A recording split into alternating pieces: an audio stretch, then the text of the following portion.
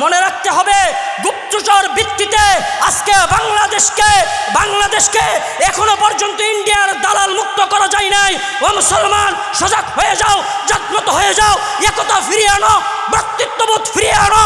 যদি আমার বাংলাদেশে মদিনার ইসলাম বাদ দিয়ে, নবী মুহাম্মদ সাল্লাল্লাহু আলাইহি ওয়াসাল্লামের ইসলাম বাদ দিয়ে লালনবাদ প্রতিষ্ঠার চেষ্টা করা হয়, তাহলে আবারও যুদ্ধ হবে। কারা কারা মদিনার জন্য, মদিনার ইসলামের জন্য জীবন দিতে রাজি? কথা কোন না? মদিনার ইসলাম বলতে বর্তমান মদিনার ইসলাম নয়। আরে বর্তমান সৌদির সরকার হলো 3 নম্বর শয়তান। কথা কোন না কেন? যেই নবী মুহাম্মদ সাল্লাল্লাহু আলাইহি ওয়াসাল্লামের দেশে 1450 বছর পর্যন্ত কোনো সিনেমার হল ছিল না। আর এই খবিস অপদার্থ, এই হায়না জানোয়ার আজকে আমার নবীর দেশের মধ্যে শতাধিক সিনেমার হল বানিয়ে ফেলছে। আশ্চর্যের বিষয়, আরো অবাক হবেন, এই সৌদি সরকার মুসলমানের আবেগের জায়গা, ভালোবাসার জায়গা, মহাব্বতের জায়গা, হৃদয়ের জায়গা হলো কাবা। কথা বলেন, কাবাকে ধরার ইচ্ছা কার না হয়? কাবা তওফের ইচ্ছা কার না হয়? কাবার জন্য তো আমরা জীবনও দিতে রাজি। কথা বলেন। আর গত 2-3 দিন আগে সৌদি সরকার কাবার আকৃতি ধারণ করে মঞ্চ বানিয়ে সেই মঞ্চের মধ্যে ফ্যাশন শোর নামে নগ্ন মেয়েদেরকে দিয়ে নাচ গান করিয়েছে। মনে রাখতে হবে, বর্তমান সৌদি সরকার শয়তানের এজেন্ডা বাস্তবায়ন করছে। এই জন্য ঘুমটাওয়ালা বহুত শায়েক আছে যারা দেখবেন সবসময় ইমোশনকে কাজে লাগায়, বলে মদিনার মধ্যে আমিন জুরে কয়, আপনি জুরে কইবেন না কেন? মক্কা মদিনায় রফে আদান করে, আপনারা করবেন না কেন? আরে ভাই, বর্তমান মক্কা মদিনায় যে আমলগুলো হয়, বর্তমান মক্কা মদিনার সরকার সে তো হলো আরেক শয়তান। কাজেই আমরা মদিনার ইসলাম বলতে নবী মুহাম্মদ সাল্লাল্লাহু আলাইহি সাল্লামের ইসলাম বুঝাইতেছি, বর্তমান ফরমালিন যুক্ত মদিনার ইসলাম না। এই জন্য সজাগ থাকতে হবে এই ঘুমটাওয়ালা শায়েকদের কাছ থেকে। চিনেননি ঘুমটাওয়ালা শায়েক? চিনেননি? আছে না নাই? দেখবেন এদেরকে কোনো জিহাদের ডাক দিতে শুনবেন না। আসেনি? নবীজিকে নিয়ে যদি কেউ কটূক্তি করে, ইমানি কোনো আওয়াজ এদের মুখে শুনবেন না। কোরআন হাদিস নিয়ে কেউ কটূক্তি করুক, এদেরকে রাস্তার মধ্যে পাইবেন না। কিন্তু তারা আছে খুশাখুশির মধ্যে, তারা আছে ফেতনা বাজানোর মধ্যে। এই জন্য মনে করবেন ঘুমটা বাজানো শায়েকরা হলো 4 নম্বর শয়তান। এই শয়তানের সিরিয়াল মন থাকবো নি? হ্যাঁ, 4 নম্বর শয়তান। এবার বলেন তো, 1 নম্বর শয়তান ইবলিস, 2 নম্বর শয়তান মোদি সরকার, 3 নম্বর শয়তান, 4 নম্বর শয়তান ঘুমটা বুঝেন? ওই যে ঘুমটা একটা মাথায় দিয়া, আমি অমুক মদনী বলছি, রফেদান মক্কা মদিনায় আছে, আপনারা করবেন না কেন? আছে না? বেজালের খাটাসের দল কোথাকার। আল্লাহ তাআলা এদেরকে হেদায়াত দান করুক, এদেরকে প্রকৃতি ইসলাম বোঝার তৌফিক দান করুক।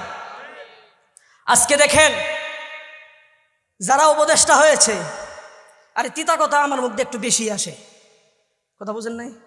যারা উপদেষ্টা হয়েছে এরা তো এত খাটতে হয় নাই। খাটতে হয়েছে নি? খাটতে হয় নাই। দেখলাম এক উপদেষ্টা বলল, কোনো অজুহাতেই জঙ্গিবাদকে আমরা প্রশ্রয় দিতে পারি না। উনি জঙ্গিবাদ বলতে কি বুঝাইছে? ওলামায়ে কেরাম কি বুঝাইছে? কথা কন না। এই তো টার্গেট তো এই জায়গায়, বুঝেননি? আরে খাটাইস কোথাকার, তুমি যে আরেকজন ইন্ডিয়ার দালাল, এইটা বুঝার জনগণের বাকি নেই। নাম বলবনি? নাম বললে চাকরি থাকবে তো? আসিফ নজরুল চিনছেন?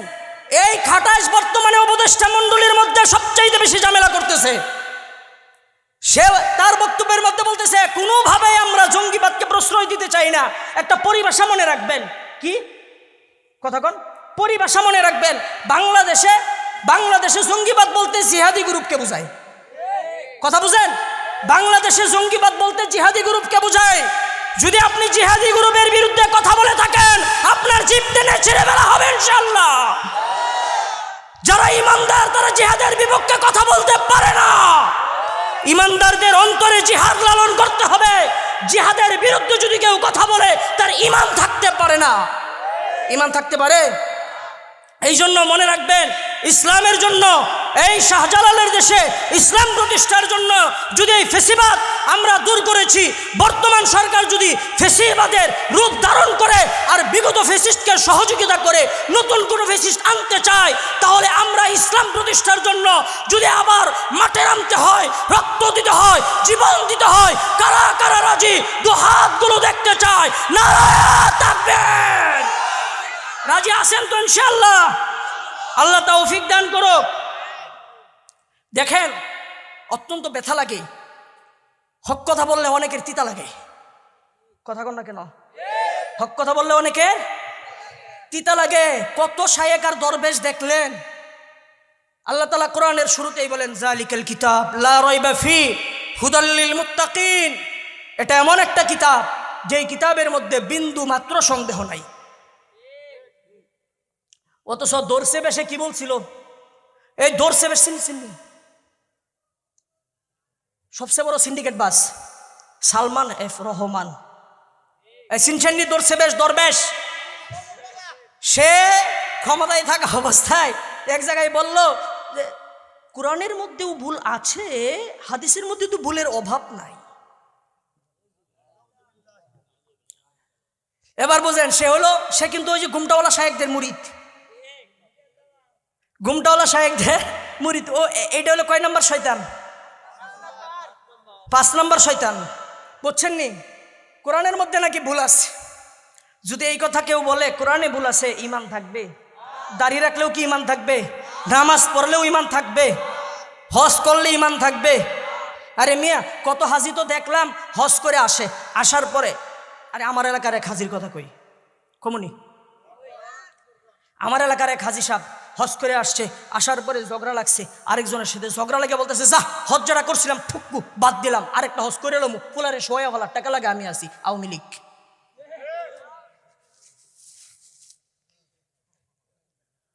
এই লোকে যদি 83,000 হজ করে, হজ হইব? এই ধরনের ফরমালিন যুক্ত হাজি আমাদের সমাজে আছে না নাই? অভাব নাই। কথা কন, অভাব আছে? আগের যুগে আজ থেকে 50-60 বছর আগে যদি কেউ হজ করে আসতো, তাহলে ওই লোক জীবনে গুনার আশপাশে গেছে না।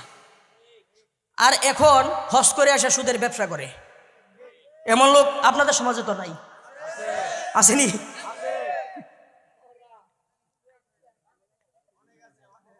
আছে। আমাদের এলাকার একটা ঘটনা শোনামু, শুনবেন? রাগ করতেছে কেউ কেউ।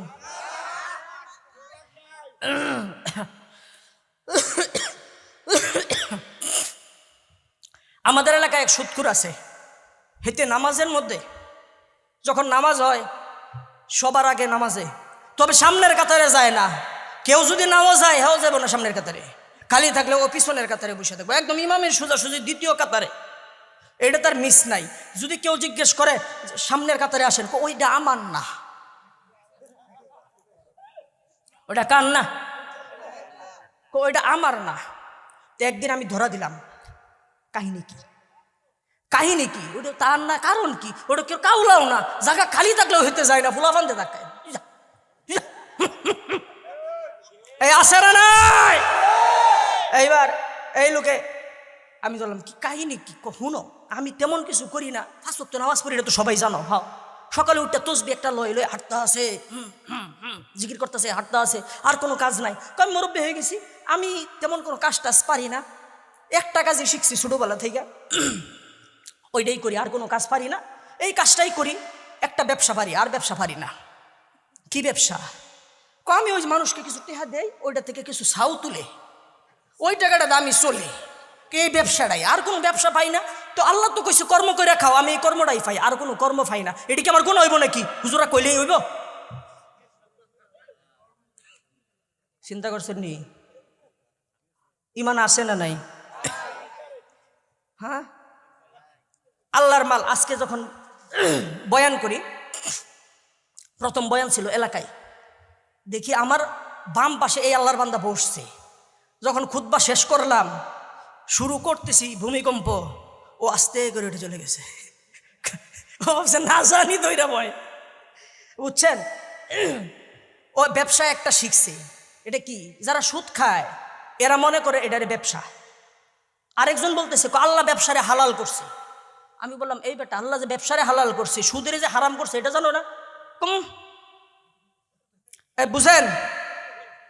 এই ধরনের সুদখোর আপনাদের এলাকায় আছে? যদি কোনো সুদখোর থাকে তাহলে ওই সুদখোরের সাথে সকল ধরনের আত্মীয় করা বাতিল করেন। কারা কারা রাজি দেখি তো হাতগুলা? রাজি তো ইনশাল্লাহ? আল্লাহ তৌফিক দান করুক। দেখেন, যারা সুদ খায়, যদি ঘরের মধ্যে মহিলারা ঠিক হয়ে যায় তাহলে কিন্তু দুনিয়া ঠিক। বিশ্বাস হয়? আজকে আমার অনেক মা বোনরাই মাইকের আওয়াজ শুনতেছেন, আপনার বিয়ে হয়েছে, ততক্ষণ পর্যন্ত কোনো মেয়েকে কোনো ছেলে বিয়ে করতে পারবে না যতক্ষণ পর্যন্ত হালালভাবে ভরণ পোষণ দেওয়ার যোগ্যতা না থাকবে।